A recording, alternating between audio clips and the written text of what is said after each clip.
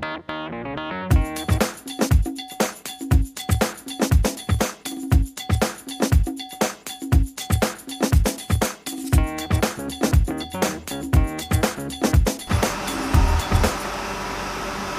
family. Michelle, come on. Come out.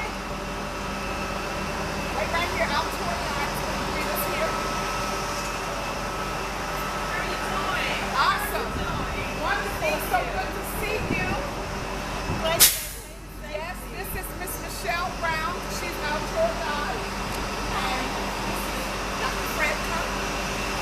This is my baby, Miss Jasmine. Go get her. Hi, how are you doing? 14 years old. This is Miss Jasmine. This is your tour guide, Miss Michelle Brown. So we're videotaping you as you get off. Welcome to the Greenwood High Cultural Center. Everybody come on off.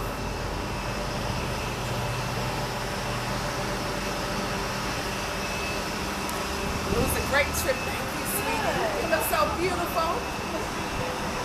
All the time. Okay. It's your show now. It's your show. You do what you do. Well, okay. Y'all don't want to come on? Y'all don't want to get out of the bus? Take that shit off from me. Come on. Come on, let me help you.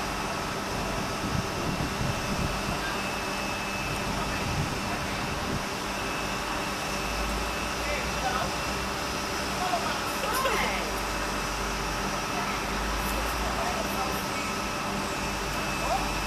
There you go.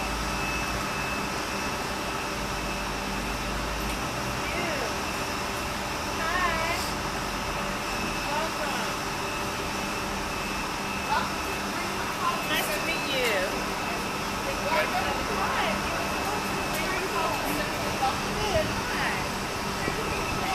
Hello. Nice to meet you. Hi. Michelle, nice to meet you. You just take your time, Mama. Hello. Nice to meet you. Welcome. Hello. Nice to meet you. Welcome. Take your time. Welcome. Welcome, my sister. Thank you. Welcome, my dear. Welcome. Anybody behind you? Okay. Oh, we don't want to leave anybody behind. What's going on, baby?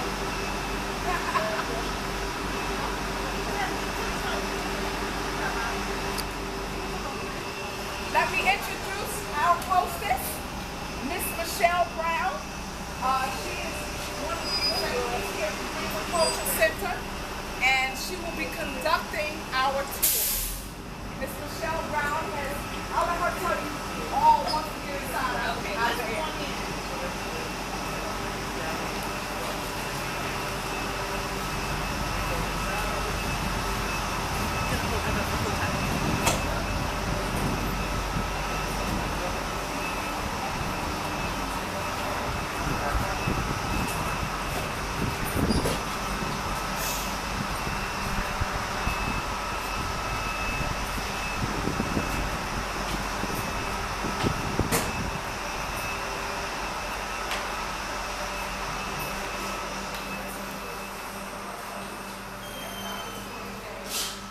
Everybody come in, and Miss Michelle will do all the housekeeping to tell you where everything is. We're going to give you guys a few moments to use the restrooms if you like. They're right down this hall on the right-hand side along with some water fountains.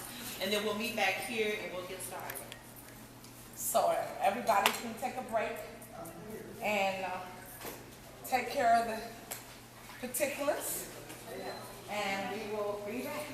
It's so good to see you too.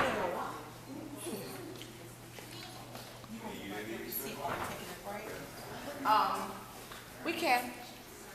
Programs for children in North Tulsa. I'm also the tour guide. This is my 19th year here at the Cultural Center, and part of our purpose was to educate the public about the events of the race riot in Black Wall Street, because so many people did not know about it or talking about it, and we wanted to acknowledge and recognize our history and our survivors. We issued a plea in 1996 for race riot survivors to contact us. We knew we had about 21 living survivors.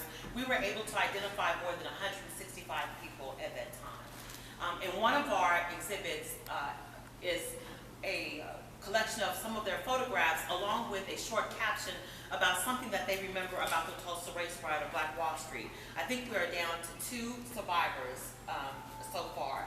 But this organization, this building, the concept came along in the early 70s during a Model Cities meeting when the community was asked what we'd like to see in our community.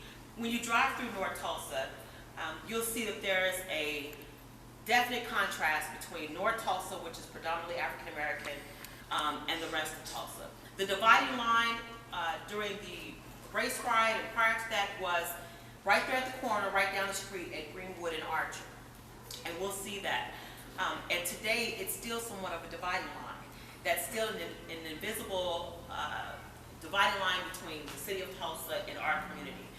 So although we still don't have grocery stores and restaurants and clothing stores, malls, anything like that, what they thought was so important at the time was a cultural center where our kids could come and learn about their history, but also learn about different forms of the arts. This is a $3.5 million facility.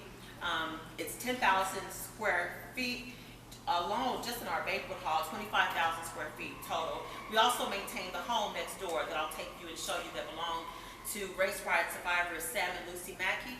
It still has some of their original pieces in the home, some pieces dating back to 1864, but it gives you an idea of how some African Americans were able to live during that time, which was different from what we had been told. Attending school in North Tulsa, which we had African American instructors, we had a Black history class, but we never talked about the Tulsa race riot or Black Wall Street. They talked about what most classes would talk about then was the civil rights era, slavery, Martin Luther King, some of those that considered themselves bold, talked a little bit about Malcolm X. But here where we were born and raised, people were not talking about the race riot that killed hundreds of people and destroyed thousands of buildings. We were not talking about Black Wall Street that was our Wall Street. It was what our forefathers built. It's what they worked for, what they struggled for. With all the obstacles that they had to overcome, they were able to build a thriving, growing business district that was the most successful, the most prosperous in our nation. And for years, no one here in Tulsa was talking about that. So we took everything that we could get our hands across, such as newspaper articles and photographs, and began to create exhibits to teach the history of the race riot in Black Wall Street. How many of you guys are really not familiar with the history of the race riot of Black Wall Street? Good. Well, we're going to definitely go in depth and tell you the story and show you some of the photographs, newspaper articles, and I'm here to answer your questions. Whatever I can do to better educate you, I'm more than happy to do that. So at any time, don't hesitate to raise your hands and ask any questions. So what we're going to do is we're going to do the spiritual libations first, and then we will proceed with the tour. So if everyone will follow Elder out the door, you can leave your things here. It's all safe if you want to sit it down. And we can just go out for whatever.